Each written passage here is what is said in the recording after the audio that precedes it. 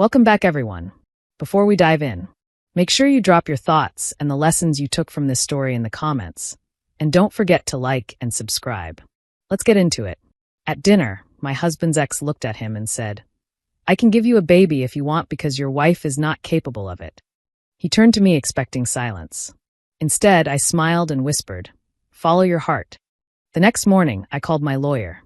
What happened after that, no one saw coming.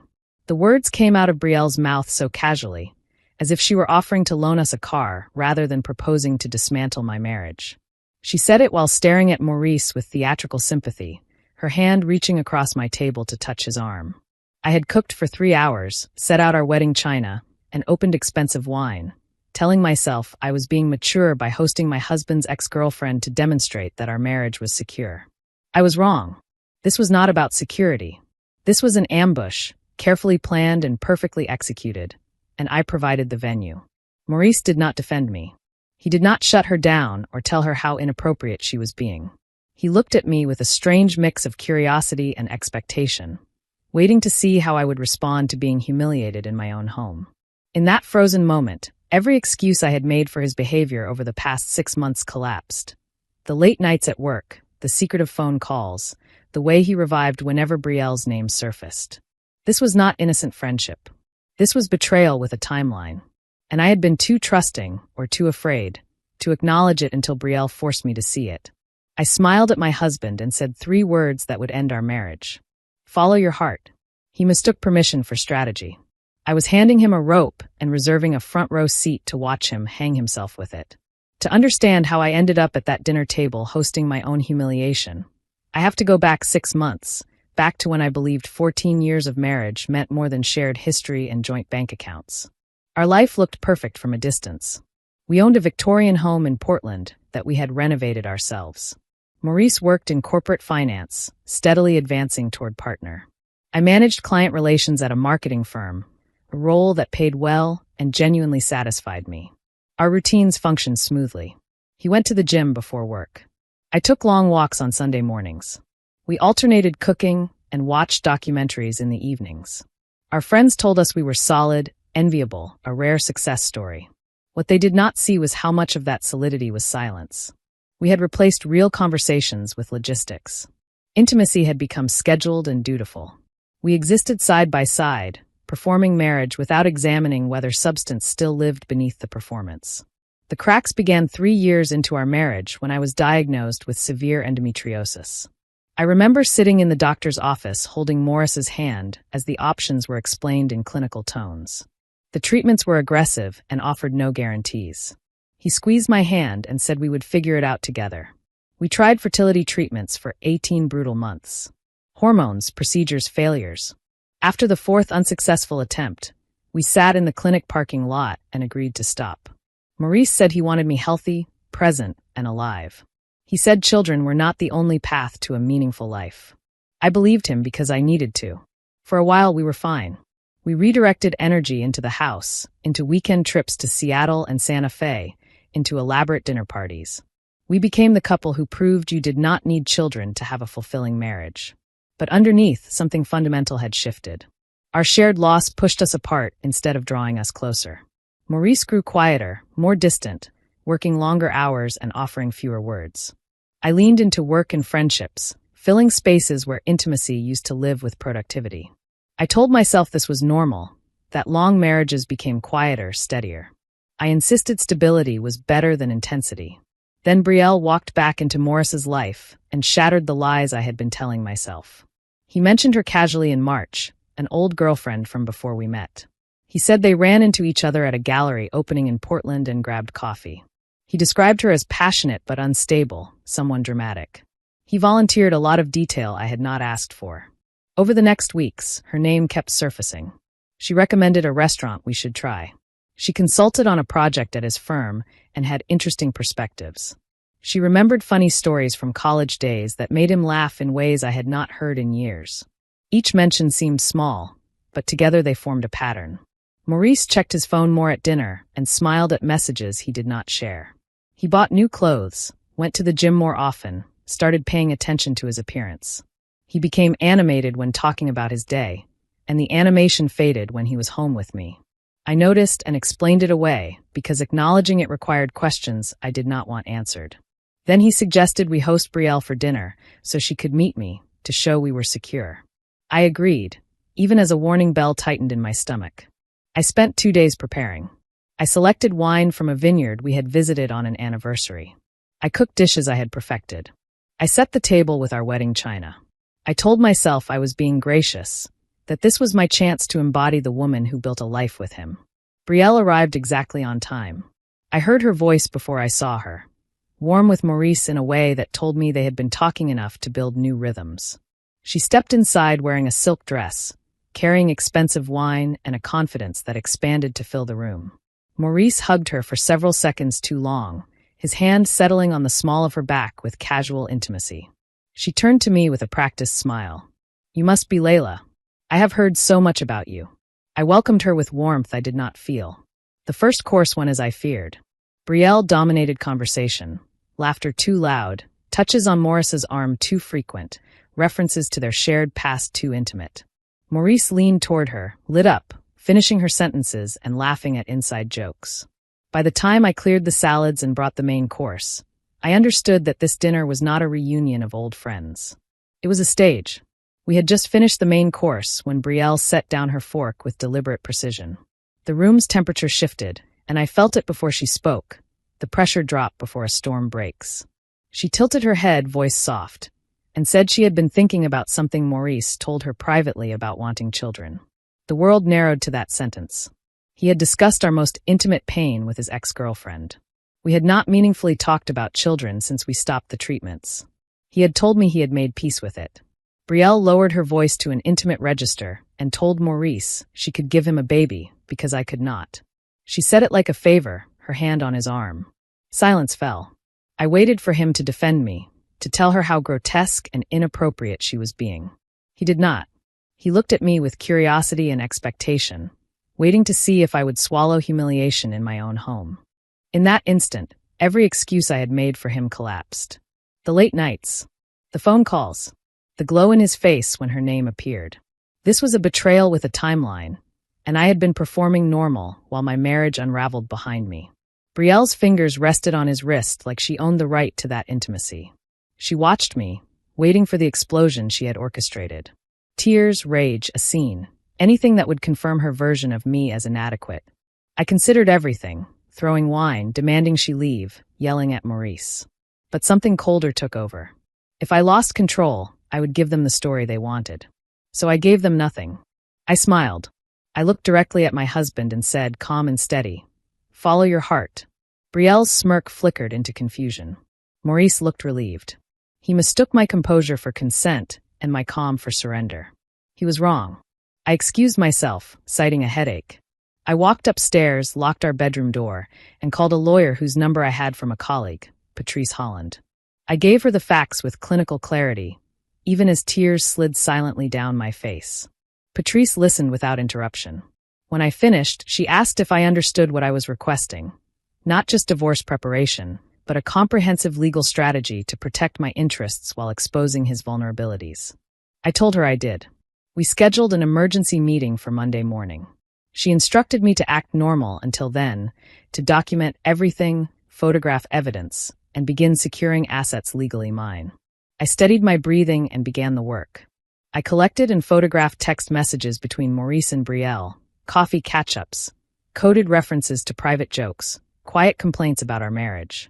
I captured bank statements, receipts proving my financial contributions, and took inventory of heirlooms and property that belonged solely to me. Downstairs, I heard the front door and watched from the darkened window as Maurice walked Brielle to her car. His hand found the small of her back again. She touched his chest, lingering. Evidence.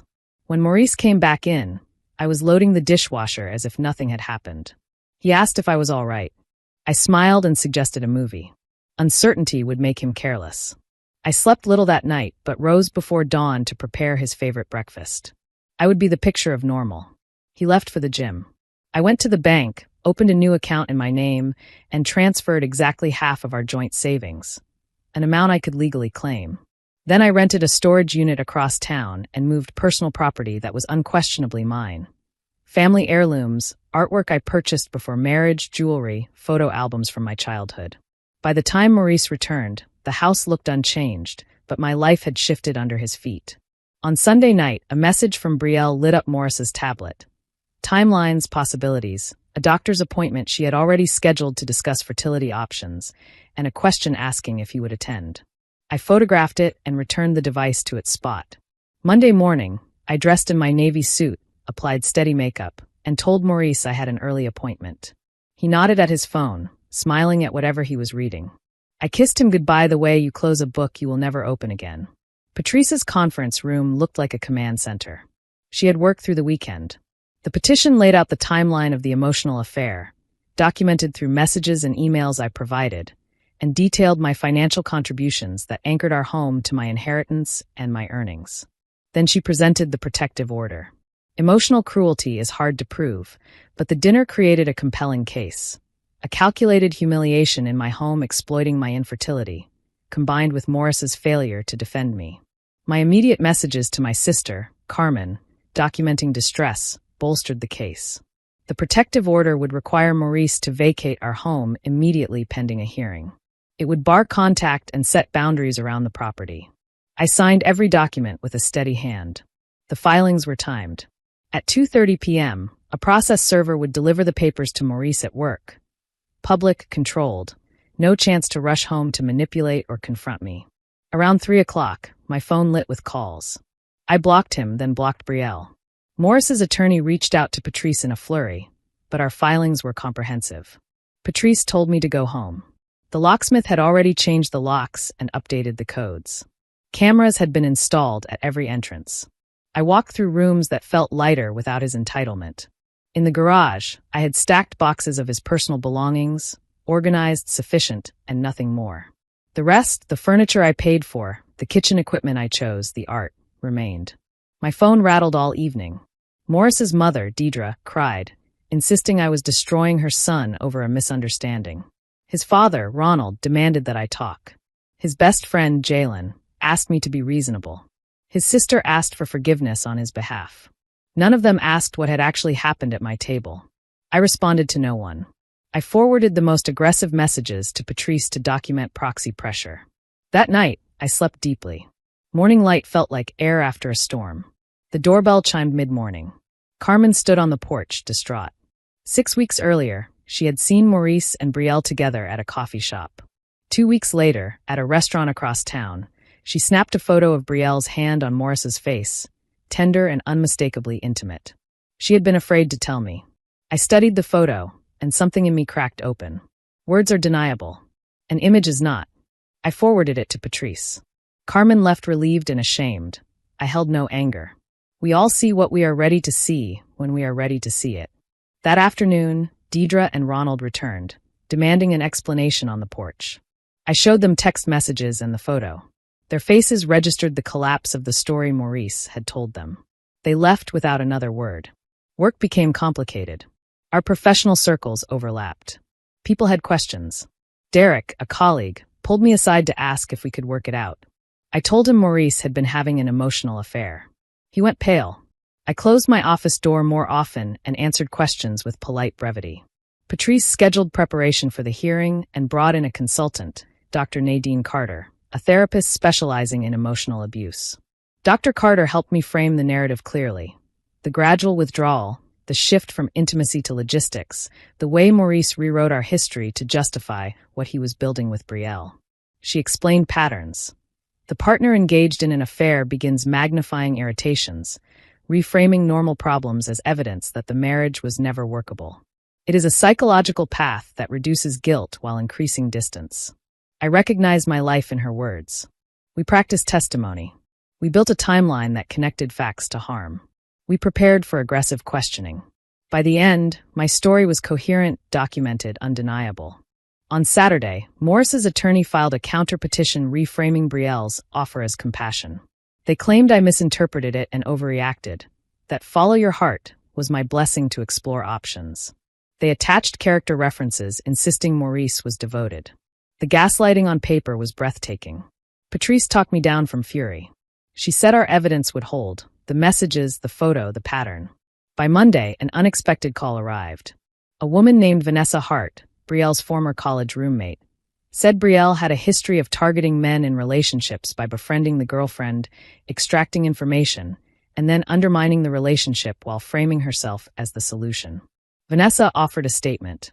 Patrice coordinated with her immediately. Brielle's behavior was not a lapse, it was a method. The morning of the hearing, I wore the navy suit again. The courtroom was small and practical. Maurice sat across the room beside his attorney, Reginald Brennan, looking as if he had not slept. I had loved this man for 14 years. That fact and its irrelevance sat together inside me. Judge Elaine Morrison entered. Patrice presented our case methodically. The reconnection, the private meetings, the dinner, the proposition, the silence, the aftermath. She submitted messages into evidence and read excerpts aloud. Morris's face drained as his words fixed the narrative in ink. I testified with the structure we built. I described my diagnosis, the treatments, the grief we were supposed to share, and the calculated cruelty at my table. I explained my restraint, that I chose calm over chaos because losing control would reward the people who harmed me. Brennan cross-examined with insinuations of vindictiveness.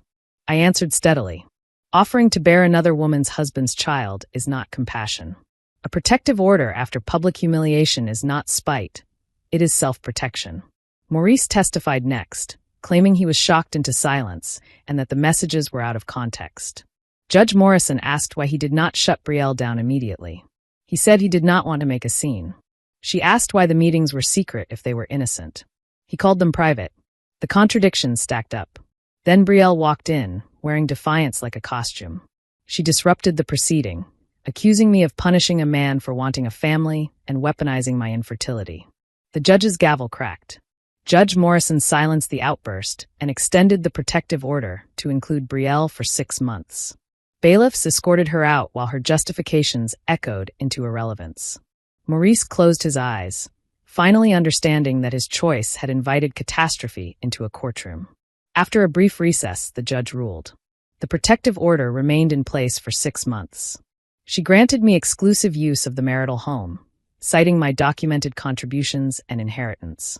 She issued preliminary asset divisions favoring me, recognizing the sustained pattern of deception and the emotionally unsafe environment he created. From the bench, she noted that while emotional affairs are not legally equivalent to physical adultery in our state, the evidence showed clear, intentional harm. My calm at the dinner was restraint, not consent. My legal actions were protection, not revenge. Settlement negotiations stretched for months. Patrice had built an airtight case. Maurice attempted to reach me through intermediaries, letters through Patrice's office, and appeals framed as regret. The documents told a different story. Their future had been planned in detail. For months after filing, the settlement finalized.